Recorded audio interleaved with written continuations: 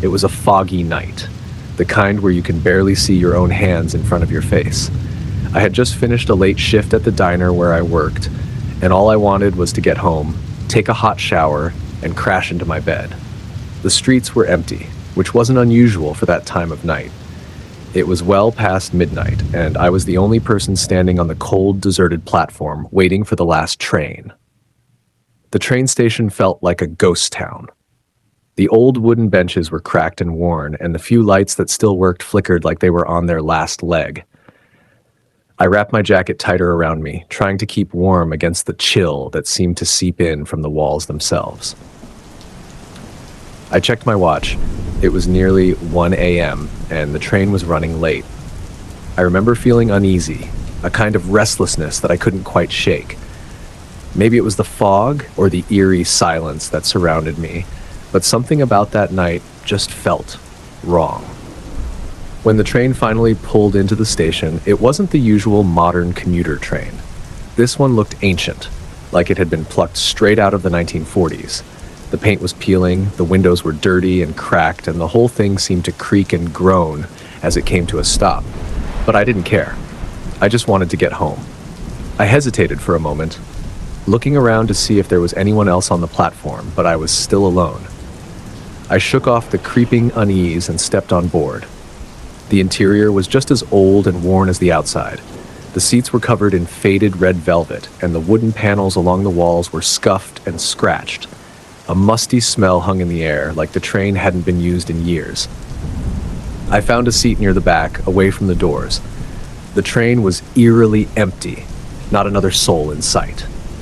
I tried to ignore the sinking feeling in my stomach and pulled out my phone to check the time. That's when I noticed it. My phone had no signal, and the time had stopped at 12:07 a.m. I tapped the screen, trying to get it to work, but nothing changed. A cold shiver ran down my spine. I looked out the window, but all I could see was darkness. No lights from passing streets, no other trains, nothing. Just an endless expanse of black. I felt a surge of panic rising in my chest. Something was definitely not right. I decided to get up and find the conductor, see if I could figure out what was going on. As I moved down the narrow aisle, I noticed something strange. The further I went, the colder it got. A chill so deep it felt like it was coming from the bones of the train itself. I reached the next car, and that's when I saw them. The passengers. At least I thought they were passengers. They were sitting perfectly still, their faces pale and blank like they were in some kind of trance. Their eyes were wide open, staring straight ahead, unblinking. I stopped, my heart pounding in my chest. "Hello?" I called out, my voice barely a whisper. No one moved. No one even blinked. It was as if they didn't hear me at all. I took a step closer, my hands trembling. "Is everything okay?" I asked, louder this time. Still no response. Then one of them turned their head, slowly, almost mechanically, and looked directly at me. I felt my breath catch in my throat. Their eyes, there was something wrong with their eyes. They were so dark, almost like they were completely black, with no whites or pupils. Just endless, empty voids. "You shouldn't have gotten on," the person whispered, their voice low and hollow, like it was coming from somewhere far away. I stumbled back, my heart racing. I turned and bolted back towards my seat, panic clawing at my chest. I reached my seat and grabbed my bag, ready to get off at the next stop. But when I looked out the window again, my blood ran cold. We weren't moving through the city anymore. We were in the middle of a dense, dark forest, trees pressing in close on either side of the train. I felt like I was going to be sick. I had to get off this train. I rushed to the door and tried to open it, but it was locked. I banged on it, shouting for help, but there was no response. The train started to pick up speed, moving faster and faster, the sound of the wheels on the tracks growing louder, more frantic. I turned around, ready to head back through the cars and find another way out. But the car behind me was different now. The seats were empty, but they were covered in old, tattered sheets, like the train had been abandoned for years. I took a step back, my mind racing. How could this be? I just saw people there, didn't I? I heard a faint sound, like a whisper, coming from the next car. I hesitated, fear gripping me, but I knew I had to move forward. I pushed through the door, my hands shaking. The next car was even worse. The walls were covered in a thick layer of dust, and cobwebs hung from the ceiling. It was like I had stepped back in time or into some kind of nightmare. Then I saw them again, the passengers. But this time, they were different. Their skin was gray and ashen, their clothes tattered and worn. They looked like they had been there for decades, their bodies twisted and contorted in unnatural positions. I felt bile rise in my throat. This couldn't be real. It couldn't be happening. I backed away, trying to keep my distance, but as I did, I felt something grab my arm. I screamed, spinning around, but there was nothing there, just empty air. I stumbled back, my heart pounding in my chest. I needed to get out of there, and fast. I turned and ran towards the back of the train, praying that there would be an exit. As I ran, the whispers grew louder, filling my ears with a deafening roar. I covered my ears, trying to block them out, but it was no use. They were inside my head, echoing off the walls of my mind. You shouldn't be here. You shouldn't be here. You shouldn't be here. I reached the last car and found a door. I tried to open it, but it wouldn't budge. I kicked at it, shouting, tears streaming down my face. Please, let me out! Let me out! But the door remained stubbornly closed. I slumped to the ground, my body shaking with sobs. I was trapped on this train with no way out. I didn't know how long I sat there, lost in despair, but then I heard it. A voice, soft and distant, but clear. There's a way out. You just have to find it. I looked up, my heart racing. Who's there? I called out. There was no answer, but I knew I had to keep moving. I got to my feet and started searching the car, looking for anything that could help me escape. That's when I saw it. A small hatch in the floor, barely visible in the dim light. I rushed over and pulled at it with all my strength. It was heavy, but after a few tries, it finally gave way. I peered down into the darkness below, my heart pounding. It looked like some kind of maintenance tunnel, narrow and cramped, but it might be my only way out. I lowered myself down, my feet hitting the cold metal floor below. I could barely see, the darkness pressing in on all sides. I started moving forward, one hand on the wall to guide me. The tunnel seemed to go on forever, the air growing colder and thicker with every step. I don't know how long I walked, but eventually, I saw a faint light ahead. I quickened my pace, desperate to reach it. As I got closer, the light grew brighter, and I could hear the faint sound of wind and trees rustling. I pushed forward, my heart pounding with hope. Finally, I reached the end of the tunnel and stepped out into the open air. I was in the middle of a forest, the moon high above, casting an eerie glow over the trees. I took a deep breath, the fresh air filling my lungs. I was out. I was free. But my relief was short-lived. As I looked around, I realized something was wrong. The trees, they were all dead.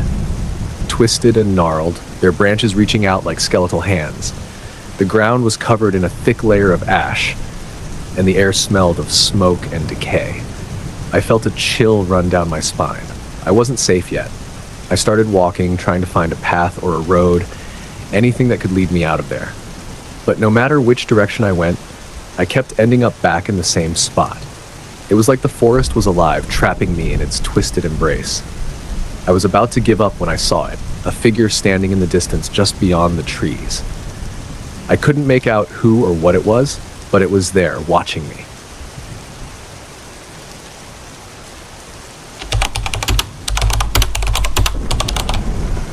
It happened 3 years ago, but I still remember every detail like it was yesterday. I was on a train, traveling through the mountains on an overnight journey back to my hometown.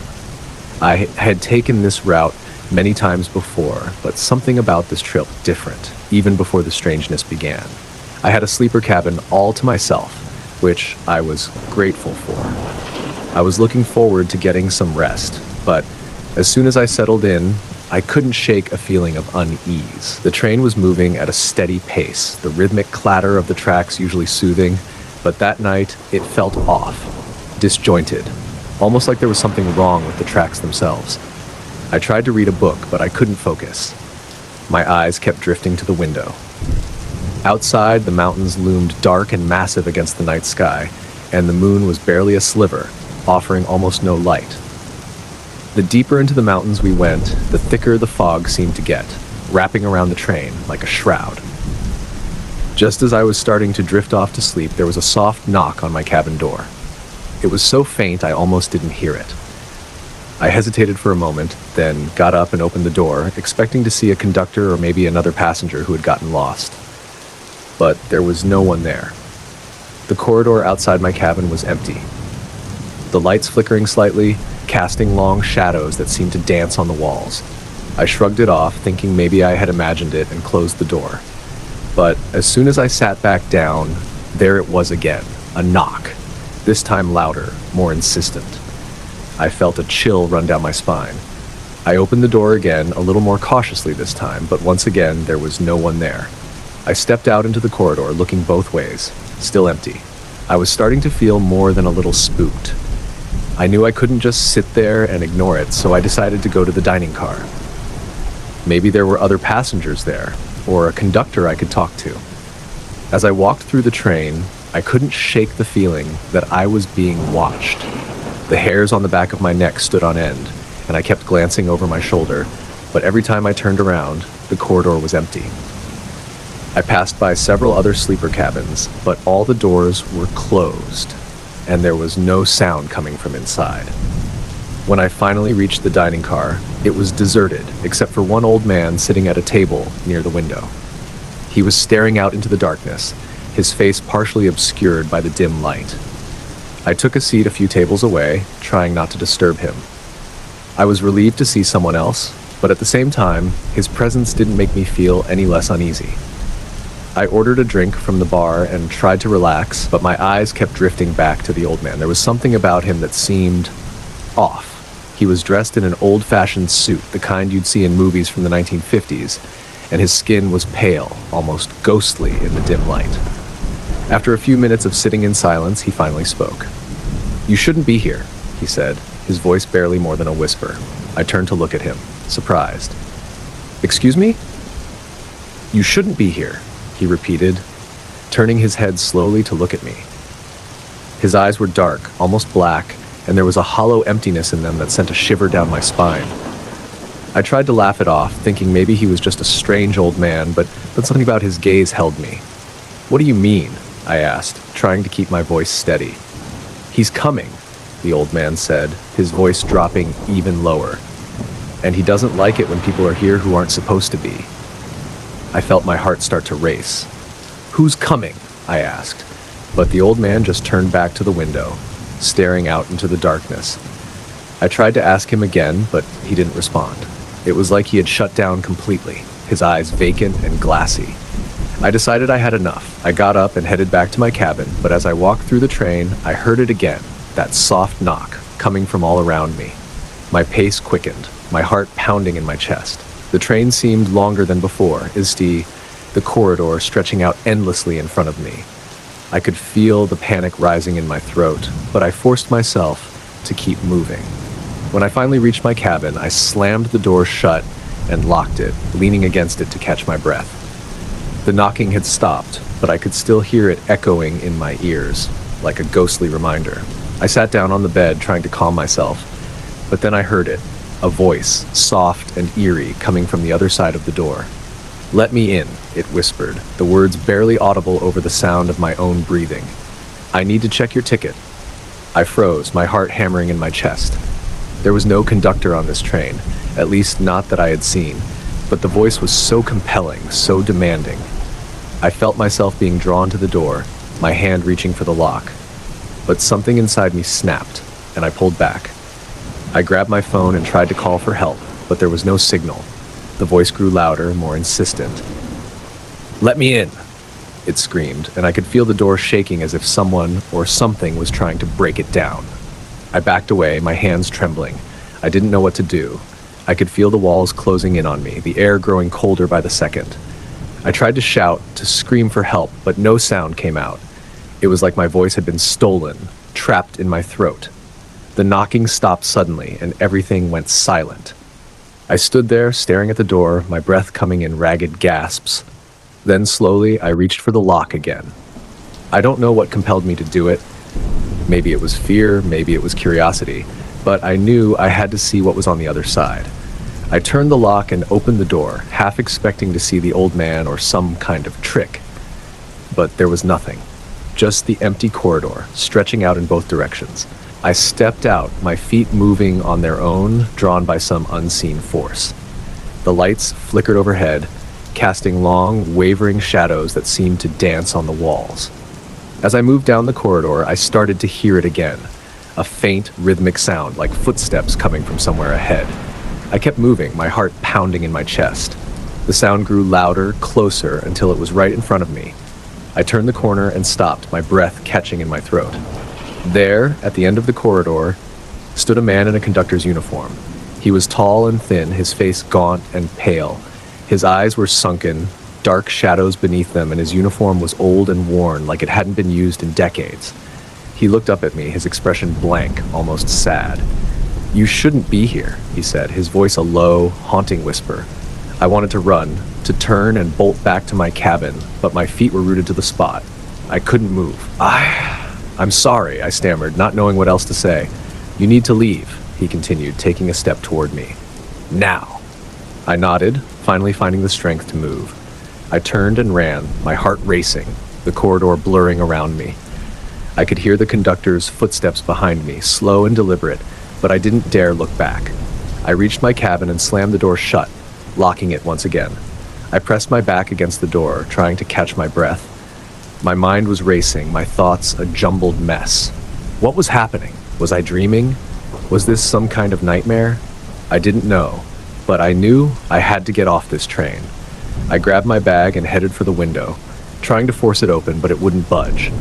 I looked out into the darkness, hoping to see a station or some sign of civilization, but there was nothing. Just endless trees and fog, stretching out into the night. The train suddenly jerked, throwing me off balance. I stumbled, hitting my head against the window. Stars danced in my vision, and I felt a sharp pain in my forehead. I reached up, touching the spot, and my fingers came away wet with blood. I staggered to my feet, my vision blurry, and tried to get my bearings. The train was moving faster now, the sound of the wheels on the tracks growing louder, more frantic. I could feel the vibrations beneath my feet, the whole car shaking with the force. Then, without warning, the door to my cabin flew open, and I was thrown back against the wall. The conductor stood in the doorway, his eyes dark and empty, his face twisted in a grimace. "You can't leave," he said, his voice echoing in my ears. "You're not allowed to leave." I tried to push past him, but he grabbed me, his grip like iron. I struggled, kicking and thrashing, but it was no use. He was too strong.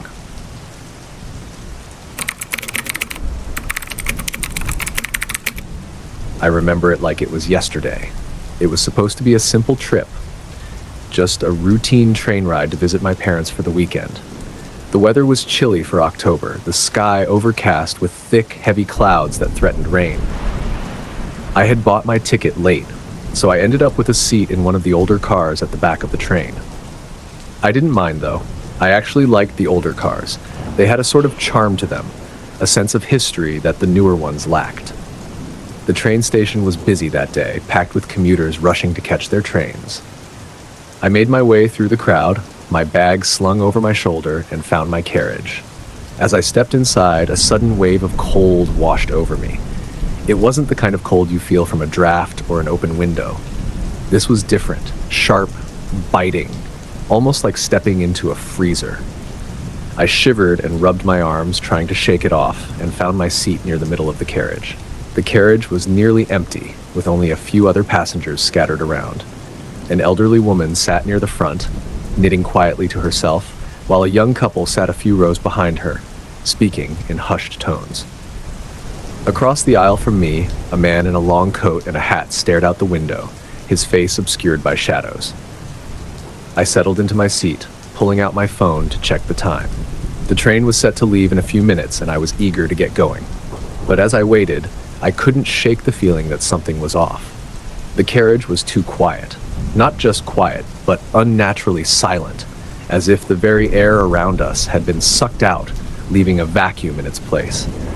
I glanced around, noticing for the first time that none of the other passengers were making any noise. The elderly woman's knitting needles clicked together silently, and the couple's lips moved, but no sound came out. The man across from me continued to stare out the window, motionless and mute. A chill ran down my spine. I leaned over, trying to see if anyone else had noticed, but no one seemed to be paying any attention. I cleared my throat, hoping to break the eerie silence, but no sound came out. I tried again, louder this time, but it was as if my voice had been stolen. Panic began to set in. I looked down at my phone, hoping to call someone for help, but the screen was blank. No signal, no service. Nothing. Just a dark, empty screen staring back at me. I felt a surge of fear and frustration, and I slammed my hand down on the armrest, but again, there was no sound. It was as if the whole world had gone silent. I stood up, looking around the carriage, trying to catch someone's eye, but everyone was in their own little world, oblivious to what was happening. I walked over to the elderly woman, waving my hand in front of her face, but she didn't react. She just kept knitting, her eyes fixed on her work, her mouth moving soundlessly. I turned to the couple, but they were the same. The man had his arm around the woman, whispering something in her ear, but there was no sound.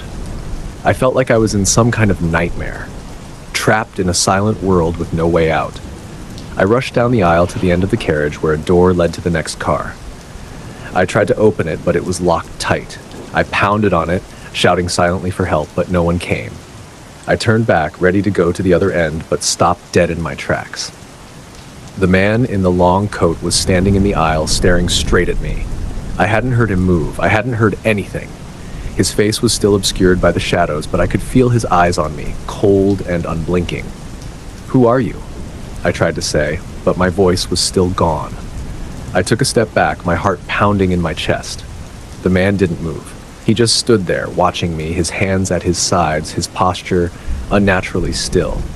I backed away, feeling my way along the wall, my eyes never leaving him. As I moved, he turned, following my every step with his head.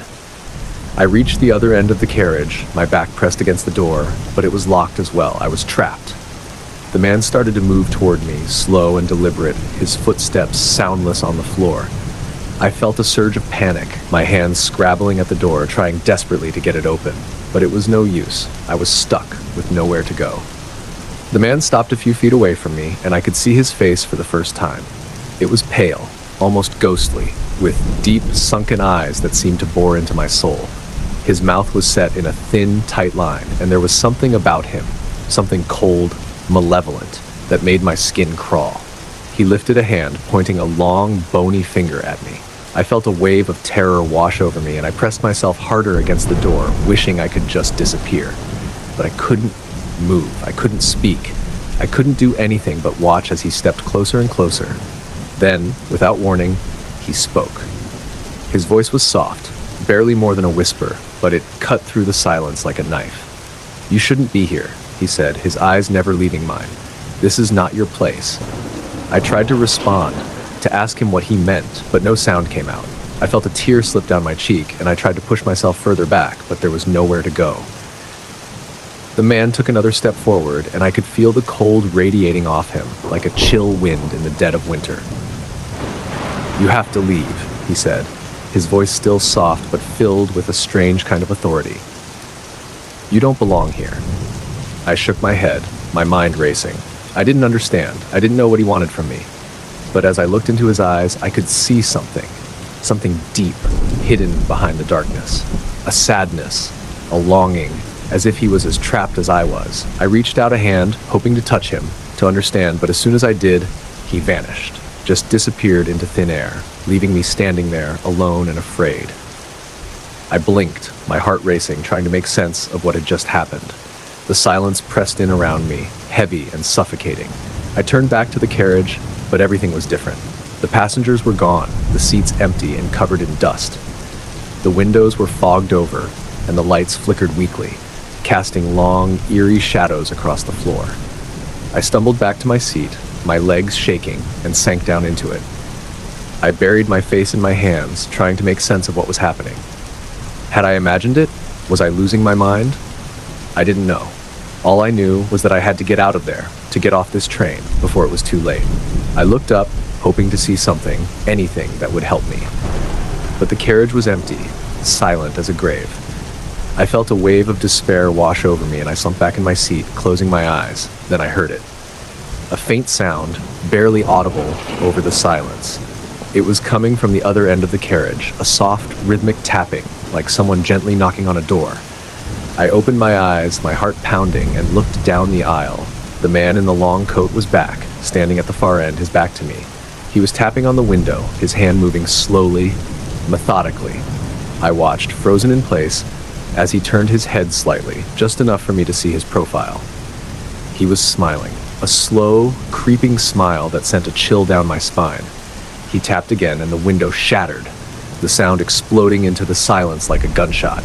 I jumped, my heart leaping into my throat, but the man didn't move. He just stood there, his smile growing wider, more sinister. I knew I had to get out of there. I jumped up, running for the other end of the carriage, my feet pounding on the floor. But no matter how fast I ran, the carriage seemed to stretch out before me, the door at the end growing further and further away. I could hear the tapping behind me, growing louder, more frantic. I didn't dare look back. I just kept running, my breath coming in ragged gasps, my heart hammering in my chest. The door was so close, just a few more steps, but as I reached for it, it slammed shut, sealing me inside. I screamed, pounding on the door, but no sound came out. The tapping grew louder, deafening, filling my ears, my head, my whole body. I could feel it vibrating through the floor, through the walls, through me. I covered my ears, trying to block it out, but it was no use. Then everything went quiet. The tapping stopped, the silence rushing back in like a wave. I lowered my hands, my whole body trembling, and turned around slowly. The man was gone. The window was intact, the glass unbroken, the carriage was empty.